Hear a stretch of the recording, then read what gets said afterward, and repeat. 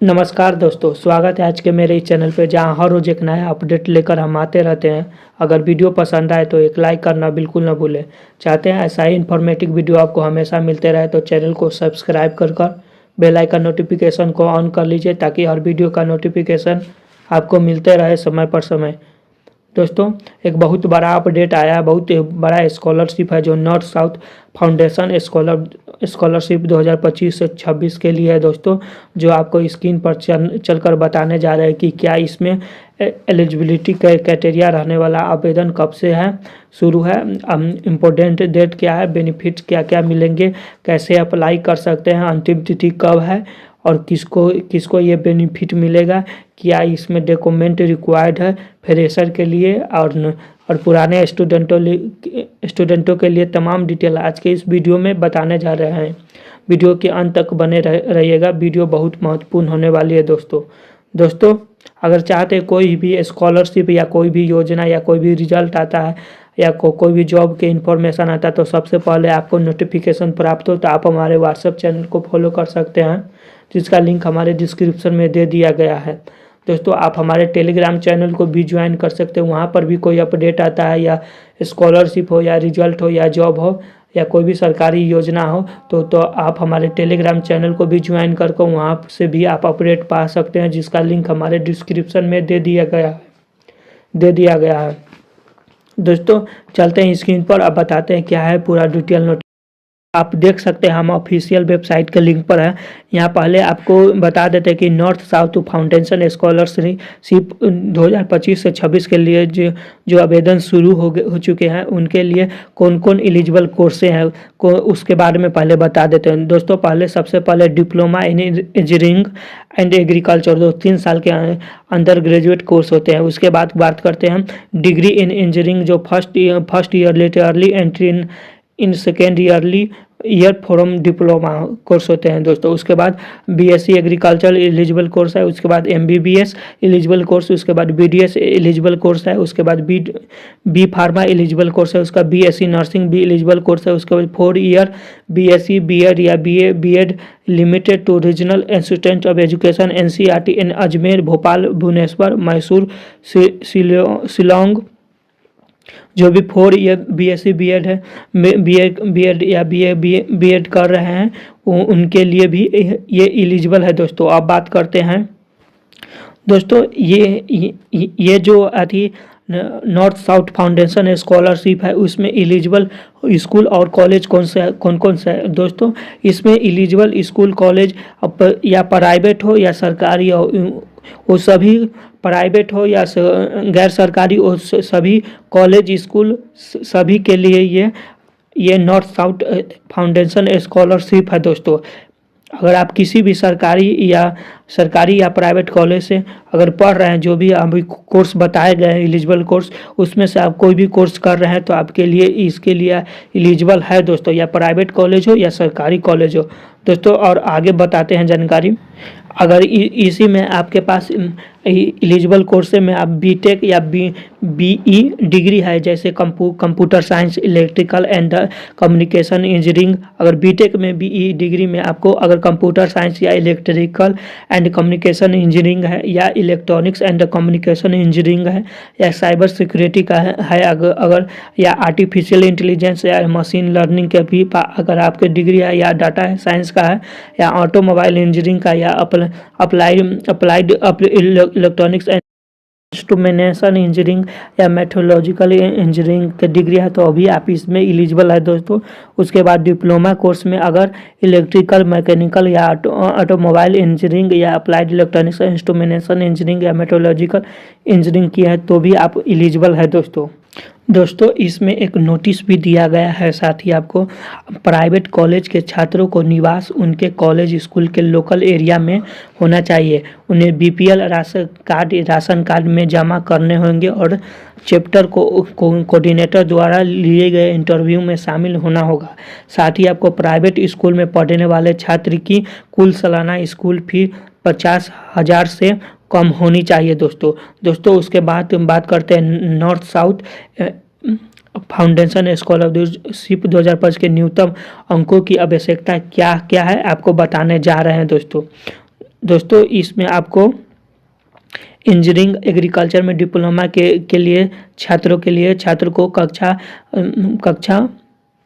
कक्षा में 10 में से 80% या उससे अधिक अंक प्राप्त होना चाहिए दोस्तों। उसके बाद करते हैं बीए या बीई या बीटेक छात्रों के लिए रेगुलर एंट्री, जो छात्र को 10 और 12 में 85% या उससे अधिक प्राप्त होना चाहिए, तभी आप एलिजिबल है दोस्तों। या उसके बाद बात करते हैं बीई या बीटेक छात्रों के लिए लेटरली एंट्री छात्रों को कक्षा 10 में 85% या उससे अधिक और डिप्लोमा परीक्षा में 80% या उससे अधिक अंक प्राप्त होना चाहिए, तभी आप एलिजिबल हो सकते हैं दोस्तों।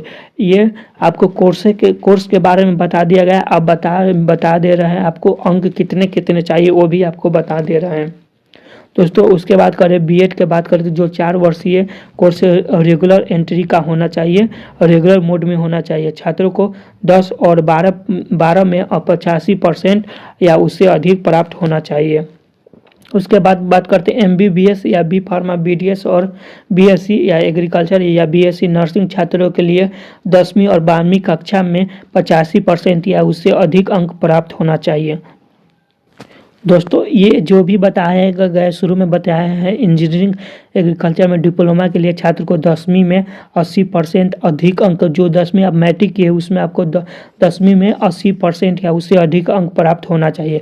उसके बाद बीए या बीई या बीटेक छात्रों के लिए रेगुलर मोड में होना चाहिए, जो 10वीं और 12वीं में 85% या उससे अधिक अंक प्राप्त होना चाहिए, तभी आप एलिजिबल हो सकते हो। उसके बाद बीई या बीटेक छात्रों के लिए लेटरली एंट्री में छात्रों को कक्षा 10 में जो मैट्रिक लेवल का मैट्रिक होता है उसमें 85% या उससे अधिक और डिप्लोमा परीक्षा में आपको 80% या उससे अधिक अंक प्राप्त होना चाहिए। उसके बाद बीएड में जो 4 वर्षीय रेगुलर मोड में होता है उसको छात्र को लिए 10वीं और 12वीं में 85% या उससे अधिक अंक प्राप्त होना चाहिए दोस्तों। ये एमबीबीएस बी फार्मा बीडीएस और बीएससी एग्रीकल्चर और बीएससी नर्सिंग के बारे में भी बता ही दिया गया है दोस्तों। इसमें एक बात का ध्यान रखिएगा, इसमें एक नोट्स करके दिया गया है। इसमें ओडिशा, उत्तर प्रदेश, बिहार, मध्य प्रदेश, राजस्थान, झारखंड, छत्तीसगढ़ और पूर्वांचल राज्यों के छात्रों के लिए एक अपवाद है। उन्हें अपनी संबंधित कक्षा जैसे 10वीं कक्षा 12वीं और डिप्लोमा में 80% या उससे अधिक अंक प्राप्त करने होंगे, तभी आप इसके लिए एलिजिबल हो सकते हैं दोस्तों। अब आगे डिटेल और बताते हैं क्या क्या है डिटेल दोस्तों। अब इसमें बात करते हैं कि जो नॉर्थ साउथ फाउंडेशन स्कॉलरशिप है, इसमें आप इसको बात करते हैं। इसमें common entrance and merit requirement क्या क्या है दोस्तों, वो भी बता देते हैं दोस्तों। इसमें कोर्स में आपको डिप्लोमा इन इंजीनियरिंग में रैंक आपको सीईटी रैंक दोस्तों। इसमें अपना देख लीजिएगा जो north south foundation scholarship common entrance and merit requirement है, ये आप स्क्रीन पर आप देख सकते हैं। ये है, आप देख सकते हैं, आपको बता देते हैं। वैसे इसमें आपको common entrance and merit requirement आपको कोर्स में डिप्लोमा इन इंजीनियरिंग में रैंक आपको सीईटी रैंक में लेस देन इक्वल आपको 1500 चाहिए। उसके बाद डिप्लोमा इन एग्रीकल्चर में सीईटी रैंक में आपको लेस देन इक्वल 500 चाहिए। उसके बाद मेडिसिन में एमबीबीएस में रैंक आपको एनईटी में रैंक आपको लेस देन इक्वल 30,000 चाहिए। उसके बाद इंजीनियरिंग बीटेक में आपको जेई रैंक आपको लेस देन इक्वल 85,000 चाहिए। उसके बाद सीईटी में आपको इंजीनियरिंग बीटेक में आपको सीईटी रैंक आपको लेस देन इक्वल में आपको 4,000 चाहिए दोस्तों। उसके बाद बीडीएस में एनईटी में रैंक आपको लेस देन इक्वल 1,20,000 चाहिए। उसके बाद बी फार्मा में सीईटी रैंक में आपको लेस देन इक्वल 4,000 चाहिए। उसका बीएससी एग्रीकल्चर बीएससी नर्सिंग में सीईटी रैंक आपको लेस देन इक्वल आपको 4,000 चाहिए। उसका 4 ईयर में बीएससी बीएड या बीएड में आपको सीई में रैंक में आपको लेस देन इक्वल 2,000 चाहिए दोस्तों। इसमें आप अगर 4 ईयर कोर्स है तो भी आप इसमें एलिजिबल है दोस्तों। में 3 ईयर कोर्स है तो भी आप इसमें अप्लाई कर सकते हैं दोस्तों।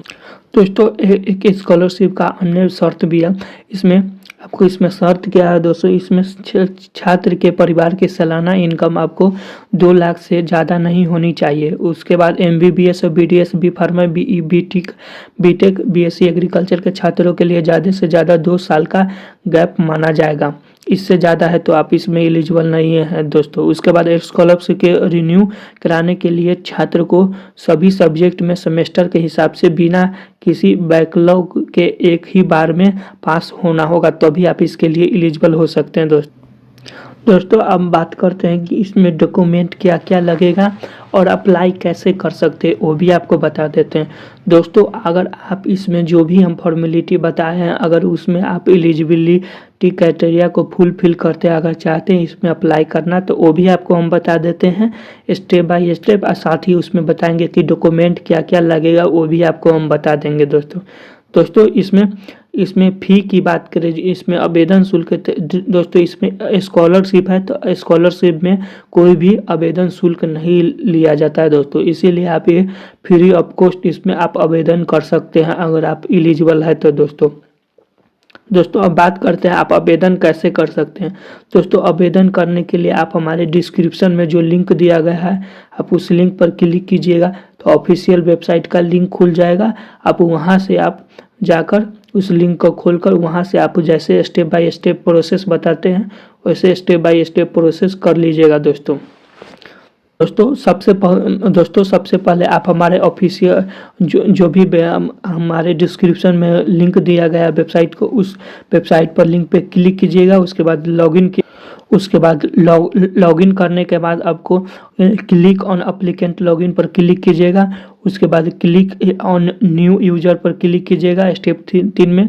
उसके बाद फुलफिल जितने भी जरूरी डिटेल्स है आपको सबको फुलफिल कर देना एंड सेव एंड कंटिन्यू पर क्लिक कर देना है दोस्तों। उसके बाद अकाउंट को वेरीफाई करेगा दोस्तों, उसमें सभी आप फैमिली मेंबर का detail, expense and finance detail, upload photo and की उसके बाद सेव कर दीजिएगा।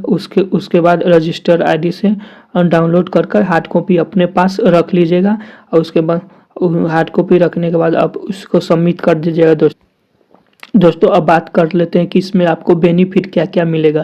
दोस्तों इसमें बेनिफिट का आपको स्टूडेंट को पर्सिंग मेडिसिन MBBS जो करते हैं उनको आपको 30,000 पर सालाना दिया जाएगा। उसके स्टूडेंट जो pursuing BE, BTech including laterally entry है, जो BDS, B pharma, BSc agriculture, BSc BEd है, उनको 25,000 पर सालाना दिया जाएगा 4 साल के लिए दोस्तों। उसके बाद स्टूडेंट्स जो pursuing in diploma in engineering and agriculture करते हैं उनको 15,000 पर सालाना दिया जाएगा दोस्तों आप इसमें बात करते हैं कि डॉक्यूमेंट रिक्वायर्ड क्या है, जो जरूरी क्या है,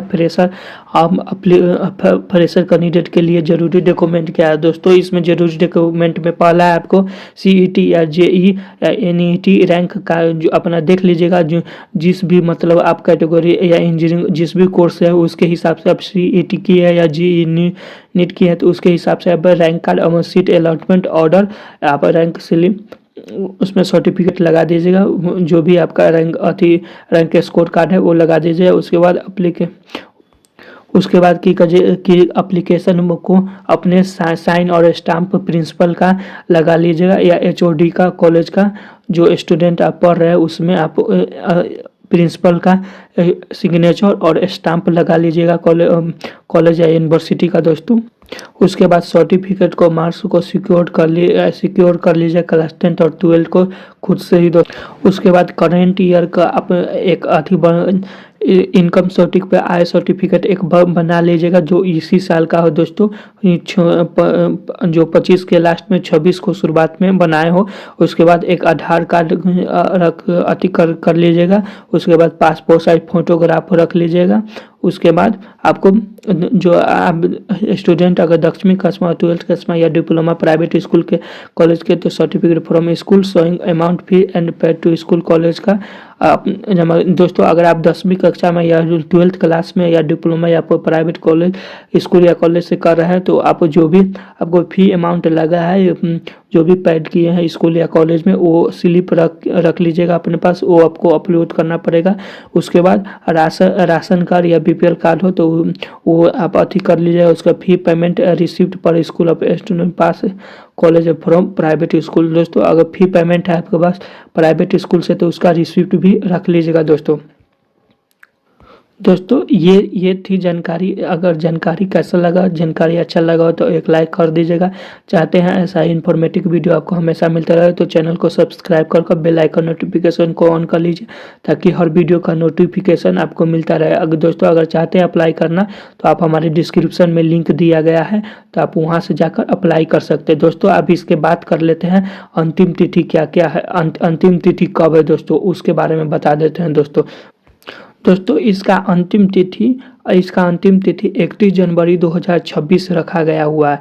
इसमें सिर्फ फ्रेशर स्टूडेंट का और नए स्टूडेंट के लिए ये मौका दिया गया है। ये मौका बहुत अच्छा है दोस्तों, आप अप्लाई कर सकते हैं। हमारे डिस्क्रिप्शन में लिंक दे दिया गया है। दोस्तों इसका आवेदन शुरू कब से हो चुका है दोस्तों, इसका अंतिम तिथि 31 जनवरी 2026 है। इसके बाद स्कॉलरशिप बंद कर दिया जाएगा। अगर आप एलिजिबल है तो आप इसमें अप्लाई कर सकते हैं। हमारे डिस्क्रिप्शन में लिंक दिया गया है, वहाँ से आप अप्लाई कर सकते हैं। दोस्तों अगर चाहते हैं ऐसा ही इन्फॉर्मेटिव वीडियो आपको हमेशा मिलते रहे तो चैनल को सब्सक्राइब करना बिल्कुल न भूलें। दोस्तों मिलते हैं नेक्स्ट वीडियो में, तब तक के लिए धन्यवाद दोस्तों।